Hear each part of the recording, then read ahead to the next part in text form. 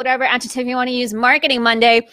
I have a special guest today. This is Thomas Keane. He is an insurance advisor. Did I say that correctly? That's insurance correct. Advisor with Ameritas Life Insurance Corp. Tommy is actually a really good friend of mine as well. He's built his business from the ground up as an insurance provider through a variety of different tactics. So today we're going to talk about things like networking, about how he uses education to build his I don't know if you wouldn't say practice, but you would say client list. We can say practice. All right. I don't know what the correct terminology is for the insurance world, but basically Tommy's going to tell us all about it. So I'm going to turn it over to Tommy, let him introduce himself, and then we'll get started. If you have questions, don't forget, put them in the chat and we will get them answered.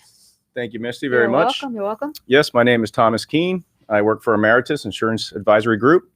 I've known Misty now for probably 15 years, since our Florida State days. Yeah. Probably the last time I've done a face-to-face camera like this before. But yes, I started in the insurance business 15 years ago. I started with John Hancock. And then I would say 10 years ago, I moved over to Ameritas, which is where I work now. And don't plan on leaving anytime soon. I know Misty's big on the whole marketing thing, and I'm hoping to build that marketing link into my business, because up until this point, it's really just been, I started in the business with the do not call list. So when we got in the insurance business, we were given a phone book, and that phone book was call 100 people a day. And of those 100 people, maybe you would get 10 people as a client. And from there, I built my practice from when I would get a client from those 10 people, I would ask, hey, can you please write down 10 people that can help me further my practice? And for 15 years, that's what I've been doing. So a lot of cold calling. Tons of cold calling. But thankfully, when you're in this type of business, after 10, 15 years, you get those calls. You get a call saying, hey, Thomas, I got your information from so-and-so. Right.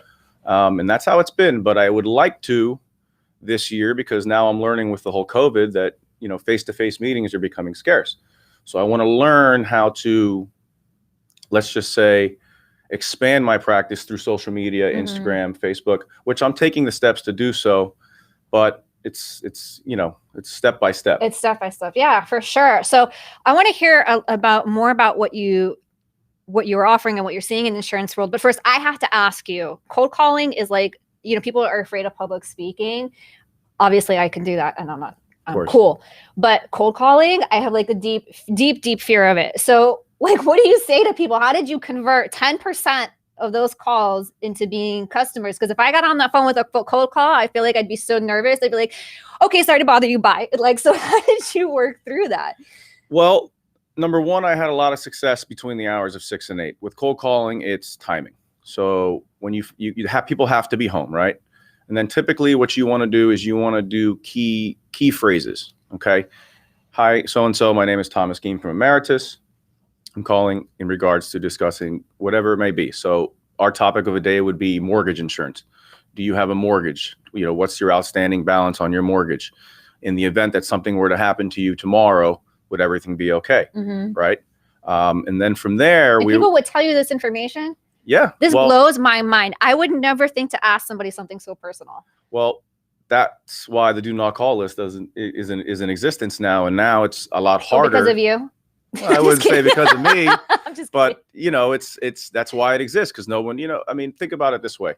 If I put myself in their shoes and someone's calling me about life insurance, right, I get scared. And typically what did most people do? They'd hang up. Yeah. Right. So you have to have key words that will engage the person you're speaking to say, yes, I do. So, and then, from there it's follow up.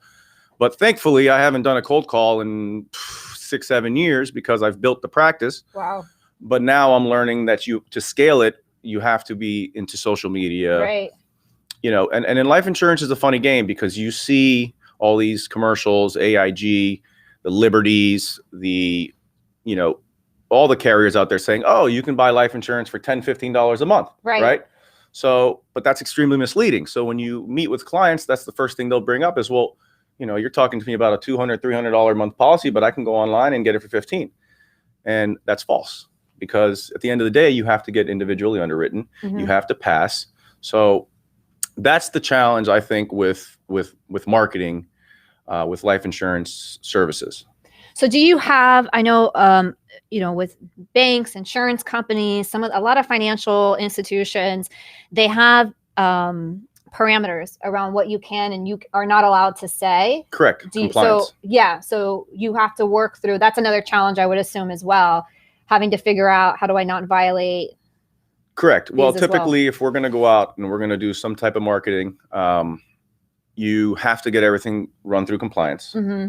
And there's keywords that you can't say. I don't have them off the top of the mind right now, but yeah, you have to be very careful with what you do. Right. But I haven't had any issues with that, with respects to that, because our compliance department's pretty good. Everything at Ameritas, you have to submit. It takes a week and a half to get it back. Mm-hmm. And if they approve, you can go ahead and put it out there on social platforms. Thankfully, now what they're doing is they're creating a social media platform where we can just share the information to our so they have basically pre-approved. Correct. And so you don't have to think about that. Okay. Absolutely. That's good. That's Absolutely. smart. But again, I'm so new to the social media prospecting. I was reading a book actually in the lobby, pretty powerful book by, I guess, the gentleman who runs the Doral Chamber of Commerce. Uh-huh. But again, I'm looking to to partner with a marketing company that can help me, because I understand the products very well, mm-hmm. but I also understand that each product is not a one size fit all, right? Right. So when you see these commercials, they make it sound like it's a one size fit all, mm-hmm. and that's not the case, So what I do and what I take pride in is meeting with individuals, which is getting harder now with the virus, right? Yeah. I've done more Zoom calls than I've ever done in my life. But there's factors that you have to take into equation before you make a proper recommendation on a life insurance policy. Right. So, and the truth of the matter is, when I sit with clients and I explain to them, no one even has an idea what life insurance, the capabilities and the power of it. Right. Yeah. Certainly when we've had those conversations before, I've been completely out of the loop on that. And if you still were to ask me about that, I will tell you to call Tommy, because I just don't know. So it's just not where my brain goes to hold that capacity. There's too many other things going on in there. So we specialize what we specialize in. Right. So that leads me to my next question. So when I want to talk about the different types of policies that you work with, but before that, it sounds to me like education, what we were talking a little bit off camera, is like education is a big piece of how you are marketing your business. And it might not be like a direct sale, like you're sending out a marketing, like an educational brochure, but having those one-on-one conversations, would you consider that like a piece of the marketing, doing Absolutely. Those educational meetings? Absolutely. Now, after being in the business for so long, for me to actually go out and to see a client, I've had a phone call with them. Mm-hmm. I've I would say fact finder, pre-approved them. Okay. But at the end of the day, it's, life insurance 10, 15 years ago, someone would buy it. They had a family, kids, mm-hmm. a breadwinner, maybe, right? I need to make sure that if my husband doesn't come or wife doesn't come home tomorrow, that everything will be okay. Right. Right. So that was kind of the premise of life insurance. And then all of a sudden, people started learning, oh, wow, there's tax advantages to life insurance. Mm-hmm. I can keep key employees in my company by purchasing a policy on them. So from there, the insurance business has expanded to make our lives easier, right? And at least I know when I'm going to see a client, what I'm working with, mm-hmm. Why would they want to buy this life insurance, right? Mm-hmm. I don't have any children, but I own a pretty big life insurance because I use it as a tax savings vehicle, correct? Right? There's only so many ways that you can make money tax-free. One of them is a Roth IRA. Everybody knows it, right? Right, yeah. You can put $6,500 away. You're capped.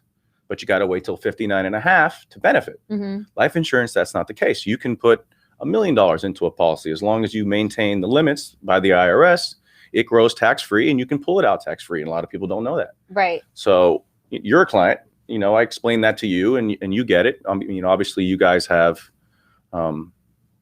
someone at home that you need to take care of in the event things were to occur. But those are just the small factors of life insurance that most people don't know. So it's on me to do a complete client fact finder. And then I go out and say, hey, this is what this is my recommendation based on Right. So I have a question. So one of the things that I'm hearing about is this idea of a life insurance plan versus a 529 plan, correct. College savings plans. Right. So what's the difference? What are we talking about? Okay, so basically a 529 plan is like a mutual fund account, right? Okay. You invest in the market, and the idea is that as long as you use the 529 for college purposes, room, board, tuition, etc., it's tax-free. Okay. Okay, but what happens if your child gets a scholarship to UPenn, Wharton School of Business? Well, now that money becomes taxable to you as a parent because it wasn't used for educational purposes. Oh, right? Okay. Life insurance, you can accrue all this cash value into the policy, grows tax-free. When your child's ready to go to college, you pull it out and there's no income tax burden. And there's not like an age that you can pull that out at. So I don't have to be like a certain age. Nope, you're not restricted. It doesn't have to match when my child's going to college, in other words. Nope. And hey, guess what? Let's say your child goes to school on a college scholarship. We can shift that to retirement income for yourself. The policy. Yeah, so you're not losing that. No. That's really interesting. And here's my biggest thing with 529 plans, right? Let's say we have 2 kids, correct? And we've been funding these 529 plans for 3 years. And guess what? Me and you go on a road trip. And I mean, this is worst case scenario, but we don't come home. Right. How is that 529 going to keep getting funded? You understand? Right. With life insurance, the death benefit. Right. We'll send our kids through college. Right. So we don't have to worry about it. You don't understand? So again, one necessarily cannot be placed with the other, but I truthfully believe that there's more value on the life insurance route. Yeah. Yeah. I mean, but certainly there are sounds like a good barriers, argument right? for that. There are barriers. What are the barriers? One of us may not be insurable. So what would make somebody not insurable? Pre-existing conditions, a lot of things, huh? Just like anything in life, pre-existing conditions. But I will say that generally speaking, there's a carrier for everybody. Okay. So if I have difficulty with Ameritas, I can go ahead and shop it out to every life insurance carrier. If I have an issue with every other life insurance carrier, there's something called Lloyd's of London. They kind of will carve out a certain plan for that individual. So even if they're getting denied because of pre-existing conditions somewhere else. Correct. So this is really good stuff, Tommy. So when you're talking about like what you can put on social media, these are the kind of videos. So now you're going to get back into making videos because we're doing it right now. Yeah. So we're going to get you comfortable on camera with making these videos because this is really good information. So the way I would see in a perfect world with marketing would be product specific, right? Okay. So for instance, we have a company, let's just say we have a real estate company. Okay. Right. And we've got 20 big realtors out there and they're all just getting solicited on by all these major carriers, right? Well, I, as an executive, can say, hey, Misty, you're one of my top realtors. You know what I'm going to do? Right. I'm going to put $100,000 into this life insurance policy. And as long as you stay with me for 10 years, you will assume ownership of that policy. Okay. So the way life insurance works, there's cash value accumulation, right? If I'm funding something for you for 10 years for 100,000, you're looking at minimum $1 million. But here's the problem. You have to stay with me for 10 years, Misty. Because if you don't, I keep the policy. And I get all my premiums back. So that is kind of like a golden handcuff is the... Golden handcuff. That's the idea. It's called golden handcuffs. Okay. So yes, we could create a marketing campaign for that, right? Right. Reach out to companies that have top executives and say, hey, this is... Because here's the issue. The alternative is I can give you that $100,000, right? But then you can go work at another company right after. Yeah. So, yeah, no, there's an employer. So there's an incentive there. Incentives, right? And it's tax free. That's interesting. So do you do life insurance only, or are you doing health insurance too? So as of recent, I partnered with a friend of mine, Carlos. So he handles all of the health insurance because we are finding, believe it or not, that health insurance is a better door opener to sell you life insurance. That makes sense. As opposed to me going in with life insurance and then offering health insurance. So yes, we've had a lot of success with offering health insurance plans, whether it be on a group or individual level, getting the plan in place. And then after the fact saying, hey, by the way, so that's a part of your sales funnel. You go in, you're finding to go in with so when we talk about sales funnel, we're talking about getting people into your pipeline, right? Correct. And then selling them like different things down the road. And you kind of, it's almost, I don't want to cross-selling. say like upselling, but like, it's just like, okay, they're here, then they're going to buy this, and they're going to buy this, and they're going to buy that. So you're saying you get in contact with them. You're finding that if you sell them the health insurance that then you can get to the life insurance piece. It's simple. We all need health insurance. We don't all need life insurance. So we have found that. Well, one's a necessity and one can be not a luxury, right? It really, but it really isn't. It isn't, but it could be seen that way if your budget's tight, right? So Correct. I can understand that. But there's a product for what you just said. If your budget's tight, there's a product, right? There's term life insurance. Again, talking about education, looking at different So there is a Different product for everybody. The only real barrier with life insurance is insurability. But again, there's ways to spin that. To find something. Right. Absolutely. If you, let's say, you know, you're uninsurable, but you work with a company that will offer group life insurance as a group, you are able to get that group life insurance policy through the group, right? And you don't have to go through insurability. So we can always make it to where in a perfect world, there is something for everyone. Okay. I will say that COVID has made it a little bit harder for 65 and above. Okay. I'm having a little bit of a challenge getting people insured that have pre-existing conditions. And I get it, right? I mean, the numbers speak for themselves. So we have to, that has been a little bit of an issue and a little bit of a barrier, but things are getting better now. Okay. And what's your thoughts on, okay, so you're going to send someone a life insurance policy. Are there like different layers to that as well? So we're talking about, like, for instance, like long-term care. Correct. So can you explain that a little bit? Long-term care insurance? Yeah. So, or like different options, right? So if I'm going to get life insurance, I might have other needs, right? It might just not be a retirement savings or tax savings. It might be, I have a real concern that when I'm older, or God forbid something happens to me and I need long-term care, that I'm covered. Yeah. So long-term care insurance is very important. I do offer it as well. The problem is a lot of the carriers in that space are not offering it anymore. Oh, interesting. Okay. So it's funny you mentioned that, because when I started at John Hancock, and John Hancock was one of the #1 long-term care providers. Pretty simple. What is long-term care? Long-term care is something that will be there in the event you need care when you get older, right? And those have to be defined by what are called activities of daily living. So if you can't do 2 of the 6, continence, transference, you know, I can't bathe, eating, things like that. Typically, if you can't do 1, you typically can't do 2 or 3. And then you qualify. And what happens is, so long-term care was put in place to protect your assets, right? Because if me and you are in our 60s and, you know, we've worked our entire life, we've both accumulated $250,000, we both have these pensions, and then, hey, all of a sudden one of us gets sick, right? So long-term care insurance is built to protect our assets and to pay for our care, whether it be in a facility or be at home. So it's great that you mentioned that, because I do run into instances where, you know, couples are retired and they're just peeling through their assets for care, because the problem is, in this country, you have to basically, to qualify for care on the government, you have to make less than $2,000 a year. And that's after your assets have been used up and dried up. So, you know, and that makes it a challenge for the surviving spouse. Right. So I'm glad you brought that up.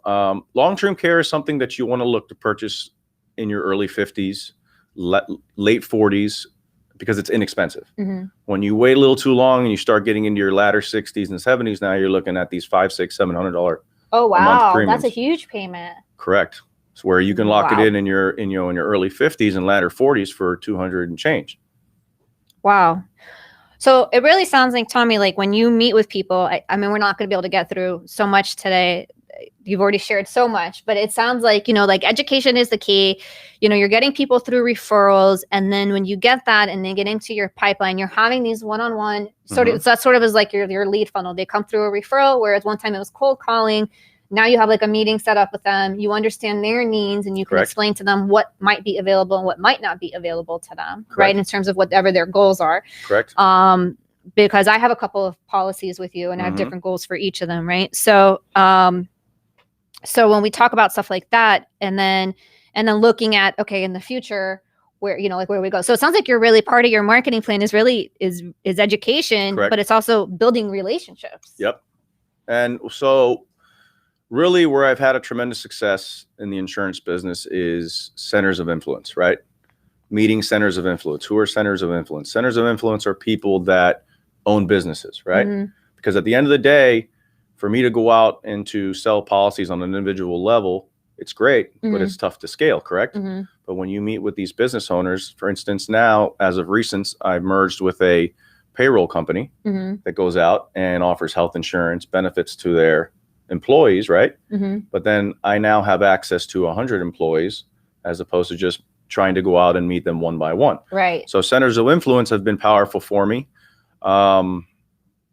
And then and really, how are you making those contacts nowadays? Just I mean, you're a center of influence. There's a lot of center of influences, right? You represent companies, you represent businesses.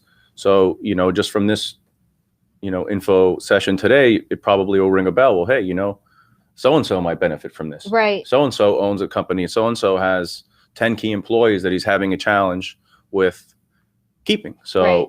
I know you don't charge for questions or consultations, right? Like, so nope. that's another big Everything thing. So tell people how they could reach you if they did have some of these questions. They could reach me on my cell phone. They could reach me by my email. You want to give out the number for that? Yep. My cell phone is 786-402-7782. Am I looking at the right camera? Yep, you're good. Okay, perfect. My email is tkeane@uclmiami.com. It's just my first initial, my last name at uclmiami.com. I'd be glad to answer any questions or concerns you have. Yeah, and we got his number on the screen, by the way, so you can grab that and contact Tommy. He's quick to respond. Correct. And these are again free questions, right? Correct. Like I know sometimes people will charge for consultations or the initial consultation. You're just going to answer anything anybody needs to know for free. Absolutely. That's huge. Absolutely. Again, there is a product out there for everyone. So, the idea is to really fundamentally understand the way life insurance works, because at the end of the day, life insurance is constantly evolving and constantly changing. We're living a lot longer, right? Mortality tables have just changed. So insurance premiums are less. What is the average lifespan these days? 85. 85. That's impressive. And women will outlive men, which is why typically life insurance premiums for women are cheaper than men. Correct. Sorry. And then, another added value where there's been a lot of success, which has helped our sales, is that now life insurance comes with these long-term care riders. Right. Right. So that's true. Yeah. Correct. And this, these riders weren't in existence 15 years ago. So, give you an idea, you have $1 million life insurance policy, right? And, let's just think of something crazy. I hate to say it, but it's true. Like a brain tumor, for instance. Okay. Well, there are typically 16 qualifiers inside of a policy that in the event that happens, we will give you a percentage of your death benefit up front per occurrence. So why is that important? Because let's just say I have a client that doesn't qualify for long-term care, right? Right. Well, underwriting for long-term care is different than life insurance. So what you may not qualify for long-term care, I may be able to get you into a life insurance policy that has these benefits that will allow for you to qualify, right? So it's kind of a 2-for-1 type thing. And really life insurance, it's very important that you review your policy every 10 years, because there's a good chance that there's been improvements and there's a good chance that you qualify for that improvement. Oh, that's a good tip. Yes. Life insurance must be reviewed. I mean, I can't stress it enough. And really, And will you review somebody else's policy? Absolutely. Yeah. Do it all the time. Most people, I'm finding a lot of people own. It's funny because I've been running into a lot of these State Farm, right? Going back to my testament about getting, let's say, health insurance. What does State Farm do, right? They get you with the car insurance. Right. But then it's so simple for them to cross-sell you with the life insurance, right? Yeah. So we see those Progressive commercials all the time. Bundle, bundle, bundle. But that's the thing, is you see these commercials, and it kind of makes our career, I hear a lot of people always saying, oh, well, your business is going to be obsolete one day. But that's not the case, because you can't sell certain products over the internet. Well, I certainly can't ask, as of right now, can't ask the questions that I want to ask. I don't feel like I get the personalized service. And sometimes I don't want to chat with a bot or go through a questionnaire for something so personal. So I do believe that there's a space. I would recommend everybody, there's a gentleman out there, his name is Nelson Nash. It's a concept, it's called infinite banking. And it's basically using your life insurance policy to be your own banker. It's helped my sales, it's helped my success, because people are understanding that it may make sense to build this nest egg inside of a life insurance policy where I can pull this money, pull this cash value, use it to purchase a home. I can put it back into the policy. It's still earning a dividend as if it never left the policy, versus going to the bank, taking a 3 to 9% loan, right? You can be your own banker. You can do this all through your own policy. So, the power of life insurance is, I can't stress the importance of it, and especially locking it in at a younger age when you're insurable. Interesting. Right now, didn't mean to interrupt you, but right now, Most carriers up to $1 million are offering life insurance without having to do a blood or urine sample with the whole coronavirus. So I can't stress how important it is to take advantage of that. Oh, that's big. I don't even have to. I don't have to even send a nurse to go see you. Wow. That's an advantage. Yep. That's convenient, Yep. right? You don't have to set up that appointment and wait for somebody to come to your house. I can put you through underwriting, simple questions, Some financials. people might detox before that. You don't even have to worry about that. Many factors. We don't know what goes on. Many factors. So anyways, all right. So we need to get ready to wrap up here. So I want to ask you one more question before we close things out. What would be your number one networking tip? Because you're really good at networking. You're very good at speaking to people. This guy will talk to anybody and like find a common ground and just have an awesome conversation with them. So what would be your number one networking tip? As for me, I just go back to the centers of influence. Find someone where you think, because at the end of the day, for me to, go into a business and solicit what it is that I have to offer, you have to have a center of influence, right? So in my particular situation, financial planners, CPAs, lawyers. These are all centers of influence for me. You understand? Lawyers. Someone gets divorced. Most of the time, how do you connect with that lawyer to make them want to invite you into their office? B&I. I'm going to start into a B&I group hopefully this year. A lot of people in the insurance business have tremendous success with B&I, right? Because there's just 50 to 60 people there that are listening to what you have to say every day. You have to give a commercial, and typically it rings a bell. Right. So I have really focused this year on centers of influence, just people that I know can scale and can put me in front of 50 people as opposed to me having to go one by one. Right. That's super smart. Really, really good tip. Really, really good tip. Thank you for sharing that. So instead of thinking of one by one, it's impossible to do it on your own, everything on your own. It is impossible. You understand? It's with your business, it'd be easier to reach out to me and say, Tommy, who can I help with, their website, their media, things like that. I mean, really, truthfully, you should be helping me with mine. I should be. Why am I not? And why haven't you hired me yet? That's the most important question. Yeah, I will. What's up with that? I will hire you. I will hire you, but we have to figure out what I think the best way we can do this, Misty, together is focusing on, like I said, right? The split dollar plan. Yeah. Focusing on a concept and how it applies to so-and-so. And I believe we will bring in. Yeah. For you, we got to segment audiences and craft messaging for them and all that. So anyhow, all right. So the time has really flown by today. Tommy's information was up there. If you need anything from him, feel free again to reach out to him and let him know. I want to thank you for being on today's show. We are both FSU graduates. So I'm going to say go Knowles to close out today's show and have a great week. We will see you next week where I am going to have the very amazing and awesome Amber Lovebond. She is an influencer and she's going to talk to us all about, and a journalist, and she's going to talk to us all about influencer marketing and being a journalist in today's market. So that's going to be really fun. Stay tuned for that and make it a